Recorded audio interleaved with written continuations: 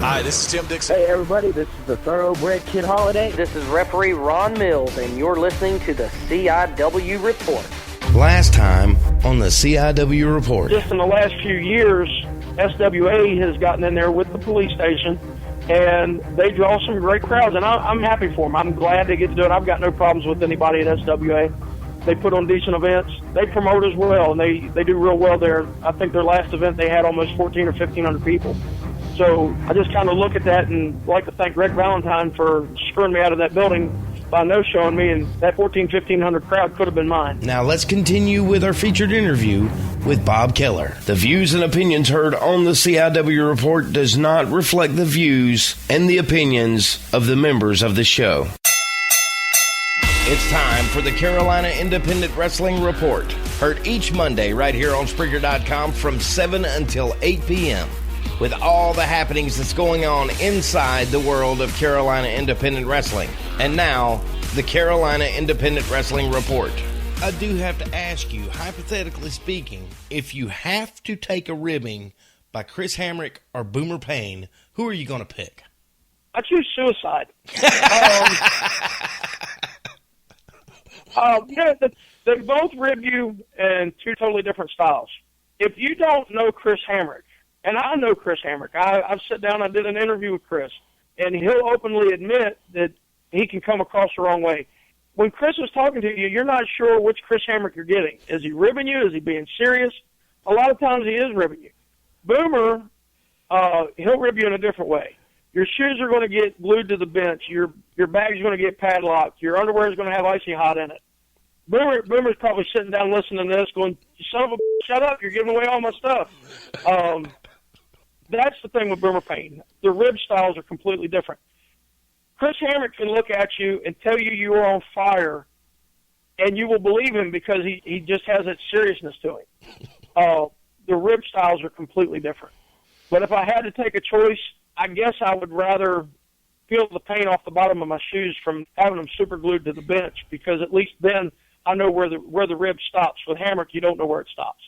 Well, I got to tell you from an interview that I heard with Boomer Payne, Boomer Payne stated that he was going to get you there. I think he said it was a Walmart where they did the meet and greet. You could go out and see the wrestlers. Back up. No, it was a Kmart.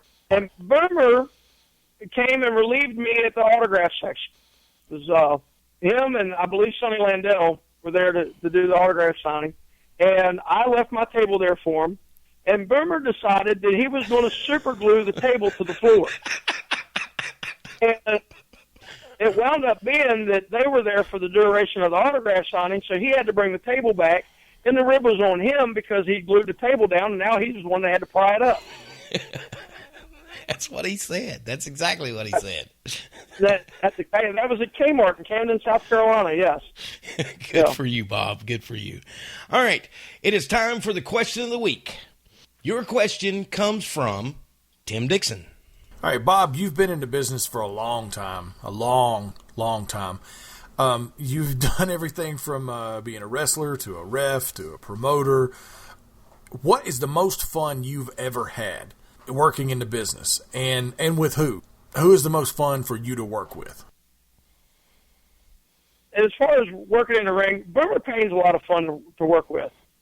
John Schuyler's a lot of fun to work with. Managing the Barbarian was a blast. I got to do things with the Barbarian that I wouldn't have got to do otherwise.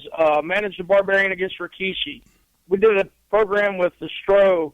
Oh, man, I mean, just so many different things that I did with Barbarian. It was a lot of fun. But I tell you, the true fun is in the road trips. One of my old tag partners, we play these little road games where somebody does something that they're not supposed to. They wound up having to take a challenge. One of my tag partners wound up having to do the truffle shuffle along the interstate up in West Virginia.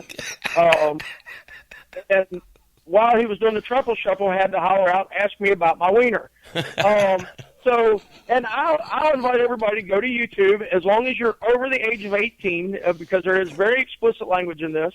And in this, you're going to see John Schuyler, Jesse Wyndham, the Ravishing Red Dog, and myself, and John Schuyler's bodyguard at the time was also involved in this. And Red Dog was out along the interstate doing the truffle shuffle while hollering out, ask me about my wiener. But also on that same trip, John Schuyler had taken his keys and put them in my cup holder. Well, anybody that ever rides with me knows that I've either got a bottle of water, I've got something to drink. I don't like to get dehydrated while I'm driving. I have issues with leg cramps, so I like to try to stay hydrated. Well, I went to put my bottle back in my cup holder, and John's keys were in there.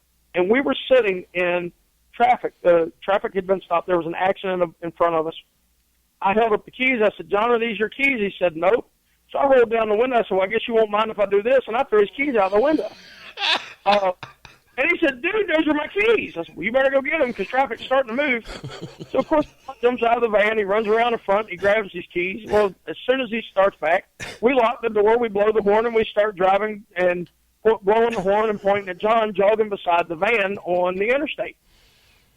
So things like that, that's where the most fun comes in. You do stuff like that to keep your sanity, and you have a little bit of fun with it. The road trips are where the true fun comes in. I want to talk now about WrestleForce. Okay. What makes WrestleForce different than anything else that's out there? And I know that you can give me those reasons because if I go to another promoter and I ask them the exact same question, they're going to give me these answers. So what makes WrestleForce different than anything else out there? Okay, let's back up. First of all, I was not the one that started WrestleForce. WrestleForce was running in a couple different locations, and those locations, for one reason or another, weren't having wrestling anymore. And the karaoke show is housed inside the hangar on Airport Boulevard in Casey, South Carolina. And the bar owner said something about wanting to bring other things in that would help promote the bar and help make money. And I said, how about professional wrestling? So I've been in the wrestling business for 20 years. How about I promote some wrestling events? So I went to the powers that be at WrestleForce at the time and said, look, I'm going to be running these wrestling events. I would like to run them under the WrestleForce brand, but if you guys would prefer I didn't, then we'll part ways now, no hard feelings. At that point, they were kind of ready to get out anyhow, so that's how I took over WrestleForce. I kept a lot of the same guys. I brought in a few new guys, and what makes WrestleForce different is I try to bring in some new talent each show. I don't try to have the same people at every show. Now, I do have a lot of guys that work a lot of the WrestleForce shows, like Cedric Alexander, John Schuyler, BJ Hancock. There are a handful of guys that are regulars at WrestleForce. Jackson James, he's an up-and-comer. He's a regular now. But there are guys that have made some pass-throughs, like the Bravado Brothers. I love those guys. They may be coming back later on down the road. Chase Stevens was with WrestleForce from the very beginning. Chase Stevens may come back one day. But, I just like to try to bring in different people to give the fans something different to see each time. And I want to do something that promoters around here haven't done. I like to bring in talent from out of the area. I'm not knocking the local guys. I just want to try to bring guys in from a different area to give the fans something different to see. With WrestleForce, it's a pretty big show in presentation. I've seen videos on YouTube, and with the caliber of guys that you have on that show, people are wanting to flood to these events and participate in this. Are you content with where WrestleForce is at? If you get content, you tend to get lazy. You can't rest on your morals. I'm working on some big things for WrestleForce. Whether they come through or not, it might be something different. I do have a big announcement on December 28th, but I will not make that announcement before December 28th. But it has a lot to do with the future of WrestleForce. So I recommend anybody that's even curious about that to show up at 1832 Airport Boulevard at the hangar in Casey, South Carolina. Doors open at 4 o'clock, bell time at 5. Tickets are on sale in advance, $12 for adults. Children 10 and under are only $7. They do go up the day of the show, $3 per ticket. And we've started doing a little something different, something that other organizations don't do. So, of course, everybody knows that Brett Wolverton is the voice and the social media specialist for WrestleForce, and Brett happens to be a good friend of mine as well. Former 5 or 6-time Carolina Independent Wrestling Announcer of the Year. But Brett and I have started doing a little pre-show. At 4:30, we get in the ring or we in my disc jockey booth, and we take questions from the fans. We do a little fan participation, and we also do a rundown of the show. We give our analysis of the show. And on December 28th, we are having a Rumble-style Battle Royal. And during the pre-show, we're going to allow some of the wrestlers to come on out and draw their numbers for the Battle Royal. So that's one of the differences with WrestleForce compared to some of the other organizations. So do you want to give a hint? Do I want to give a hint about what? Well, the big announcement. Sure. I will give it at the end of the event. Beautiful. I love it. I love it. We'll be right back with our featured interview on this week's Carolina Independent Wrestling Report right after this. Previously on the Ninja Troll Digicast. Two very different versions of the future collide this December in the 5-issue miniseries Star Trek Planet of the Apes. Oh, no way. Yes. Yes. Just had a nerdgasm. It's all about love. The Ninja Troll Digicast. With discussions on comic books, sci-fi, and all things in geek culture. This is the Ninja Troll Digicast. Join us each week right here on Spreaker.com. This is the Southern Savior, John Schuyler. This is Chief J. Eagle. This is Ethan Case, and you are listening to the CIW Report, pal. This is Bryce Anthony, one half of the Sons of Steel. Make sure you check out Boomer Payne and myself in the Sons of Steel saga every Friday on Spreaker.com. The views and opinions heard on the CIW Report does not reflect the views and the opinions of the members of the show.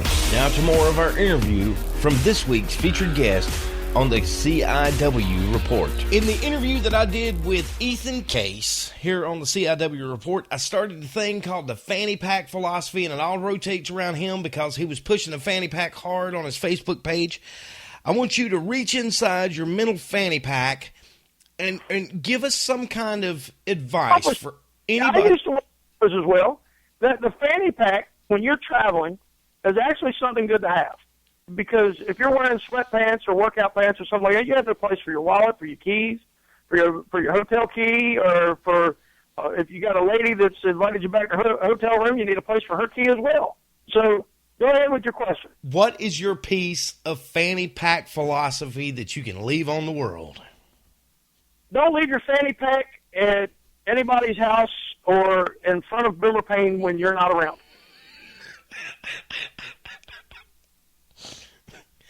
Good stuff. And you don't lay your phone down in front of John Schuyler or it will end up in Spanish. But sounds like you're trying to wrap this thing up. But before you do that, I got some questions and I got some things that I'd like to talk about. You know, we ran into each other at a show in Gaffney, South Carolina. Yes. And again, this is where I said I'm going to piss some people off. And I don't really mean to hurt anybody's feelings. Okay. But when you're doing a fundraiser, you can't necessarily ask your talent to wrestle for free. The guys still have to be able to try to make some money. Or at least cover their expenses. And if you're asking the fans to bring canned goods, is that the fundraiser? Where does the fundraiser come into play? I'm not opposed to doing fundraisers. If I do something for somebody on a fundraiser, one of WrestleForce's wrestlers, John Malice, his father had a stroke a while back, and John asked a handful of guys if they would mind doing something to help benefit his father. I had no problem supplying the ring and the sound system and even wrestling on the show to do something to help out a fellow brother. I got no problem with that in the world, and I'd do it for anybody. But when some of these people do it for the sake of just saying that they're running a fundraiser so that they can either try to get out of sending the athletic commission $10 or so they can make themselves feel better, then you're doing it for the wrong reasons. And I'm not saying that the guy in Gaffney did this, because this is anybody. One of the things that the Barbarian had taught me, raising funds is one thing. Donating your whole gate is another. You're donating a portion of the proceeds. You're using that organization or that purpose to help them raise money. You're not taking them to raise. You see the difference there? When BP starts giving away free gas, then I'll be able to start driving 3 hours for free. You're putting your life and your body on the line, and there's a lot of good causes out there. I've done a lot of fundraising over the years for a local animal adoption agency that's incorporated to the Midlands down here in Columbia. I've been associated with them for as long as I've lived down here. I've done a lot of stuff to help them out over the years. But if I do a fundraiser for them of any type, whether I'm DJing a party or something like that,